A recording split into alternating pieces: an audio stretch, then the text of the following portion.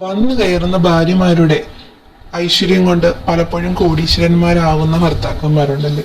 അവർക്ക് കല്യാണത്തിന് മുമ്പ് അധികം സാമ്പത്തികമൊന്നും ഉണ്ടായിരിക്കില്ല, പക്ഷേ കല്യാണ ശേഷം ബിസിനസ്സുകൾ ജയിക്കുക അല്ലെങ്കിൽ ജോലി കിട്ടുക, ആ രീതിയിലൊക്കെ നല്ല ഉയർച്ചയിലെത്തുന്ന ഭർത്താക്കന്മാരുണ്ട്. അത് ചില സ്ത്രീകളുടെ നക്ഷത്രങ്ങളുടെ പ്രത്യേകത കൂടിയാണ്. അപ്പോൾ അത് ഏതൊക്കെയാണെന്ന് നോക്കാം. ആദ്യത്തേത് അത്തമാണ്. അത്തം നക്ഷത്രത്തിൽ ജനിച്ച സ്ത്രീകൾ വിവാഹം കഴിക്കുന്ന പുരുഷന്മാർക്ക് വിവാഹശേഷം സാമ്പത്തികമായിട്ട് ഉയർച്ചയുണ്ടാവും. പ്രത്യേകിച്ച് അവർക്ക് വിദേശത്ത് നല്ല ജോലി ലഭിക്കുകയും അതുവഴി സാമ്പത്തികമായിട്ട് ഉയരുകയും ചെയ്യുന്നതാണ് കാണാറുള്ളത്. അടുത്ത നാള് അശ്വതിയാണ്. അശ്വതി നക്ഷത്രത്തിൽ ജനിച്ച സ്ത്രീകൾ പൊതുവെ അവർ സാമ്പത്തികം കുറഞ്ഞ വീട്ടിലാണ് ജനിക്കുന്നതെങ്കിലും ഭർത്തി വീട്ടിലെത്തിയ ശേഷം സാമ്പത്തികമായിട്ട് ഉയരാറുണ്ട്. ഭർത്താവിൻ്റെയും ഭാര്യയുടെയും ഒത്തൊരുമ കാരണം ജീവിതത്തിൽ ഒരുപാട് ഉയർച്ചകൾ ഉണ്ടാവുന്നത് കണ്ടിട്ടുണ്ട്. മൂന്നാമത്തെ നാള് രേവതിയാണ്. രേവതി നക്ഷത്രത്തിൽ ജനിച്ച സ്ത്രീകളും സാമ്പത്തികമായിട്ട് ഉയർന്ന വീടുകളിലായിരിക്കും സാധാരണ ജനിക്കുന്നത്. വിവാഹശേഷവും ഭർത്താവിന് നല്ല ഉയർച്ച ഉണ്ടാവാറുണ്ട്. അത് പലപ്പോഴും അവർക്ക് ബിസിനസ് വഴിയോ ഏതെങ്കിലുമൊക്കെ രീതിയിൽ നല്ല ഉയർച്ച ഉണ്ടാവുന്നതായിട്ട് കാണാറുണ്ട്.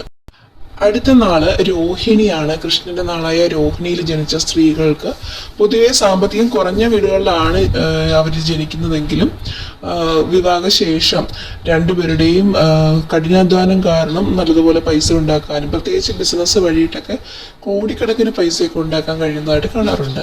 അടുത്ത നാള് ആയില്യമാണ്. പൊതുവേ എല്ലാവർക്കും അറിയാവുന്ന കാര്യമാണ്. ആയില്യം കയറി ചെല്ലുന്ന വീടുകളിൽ സാമ്പത്തികമായിട്ട് ഉയർച്ച ഉണ്ടാക്കുന്നതാണ്. പൊതുവെ സാമ്പത്തികമുള്ള വീടുകളിൽ ജനിക്കുകയും പക്ഷെ അതിനേക്കാളും ഇരട്ടിയായിട്ട് സാമ്പത്തികമുള്ള ഒരു കുടുംബത്തിലേക്ക്, ആ കുടുംബം ആദ്യം സാമ്പത്തികം ഇല്ലെങ്കിൽ ഇവർ ചെന്ന് കയറിയ ശേഷം 1-2 വർഷങ്ങൾക്കുള്ളിൽ തന്നെ സാമ്പത്തികമായിട്ട് ഉയരുകയും ചെയ്യുന്നതായിട്ട് കാണാറുണ്ട്. അടുത്ത നാള് പുണർദമാണ്. പുണർദം സ്ത്രീകൾക്ക് കിട്ടുന്ന ഭർത്താക്കന്മാര് ഭാഗ്യവന്മാരാണ്. അവരും ഒരുപാട് കൃഷി അല്ലെങ്കിൽ ബിസിനസ് അങ്ങനെയുള്ള കാര്യങ്ങൾ വഴിയിട്ട് ധാരാളം സാമ്പത്തികമായിട്ട് ഉയരാറുണ്ട്, കോടീശ്വരന്മാരാവാറുണ്ട്. ഒരുപാട് വസ്തുക്കൾ വാങ്ങിക്കൂട്ടുകയും എല്ലാ രീതിയിലും അവർക്ക് നല്ല മെച്ചപ്പെട്ടൊരു ജീവിതം കിട്ടുന്നതായിട്ട് കാണാറുണ്ട്. അടുത്ത നക്ഷത്രം മകമാണ്. മകം പിറന്ന മങ്ക എന്ന് പറയുന്ന പോലെ ഒരുപാട് ബുദ്ധിമുട്ടുകളൊക്കെ അനുഭവിക്കുന്ന സ്ത്രീകളാണെങ്കിൽ തന്നെയും വിവാഹശേഷം അവർക്ക് നല്ല ജീവിതം കിട്ടാറുണ്ട്. അവരുടെ ആ ഒരു നക്ഷത്രത്തിന്റെ ഗുണം കൊണ്ട് തന്നെ ഒരുപാട് ഉയർച്ച അവരുടെ ജീവിതത്തിൽ ഉണ്ടാവാറുണ്ട്.